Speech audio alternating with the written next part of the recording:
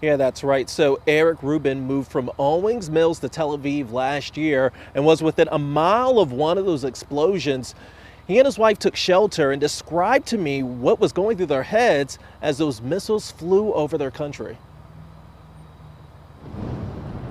We heard the booms. I am very close to one of the explosions that did hit, and so it was scary. Eric Rubin describes the moment that he heard missiles launched from Iran rain over Tel Aviv, where he lives with his wife. We could hear the booms that landed, the bombs or the ballistic missiles that struck into Israel, and those were loud. Those were the loudest that I've heard since I've lived here. Rubin lived in Owings Mills before moving to Israel in October of last year, just after the October 7th Hamas attack. It's just a place we always wanted to be.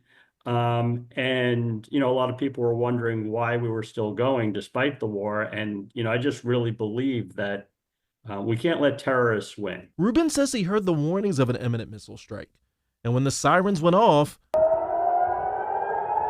Rubin, his wife, and their neighbors went to an underground garage in their building. It was scarier than usual. I mean, we could tell from the booms in the air. Now, remember, we're 3 levels underground in a lot of thick concrete, and we're still able to hear the explosions. He says he tried to stay calm. There were people crying. There were people, screaming that were scared. Rubin says that he was in the garage for a little over an hour. He and his wife were not physically hurt, and he says his building was not damaged, but this comes as he and others prepare for the Jewish holiday of Rosh Hashanah. We are a resilient people, and we wake up every day here determined to live the best possible life we can and go on, and be happy.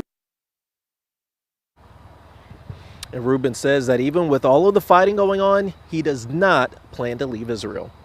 Reporting live, Kyrie Stewart, WBAL TV 11 News.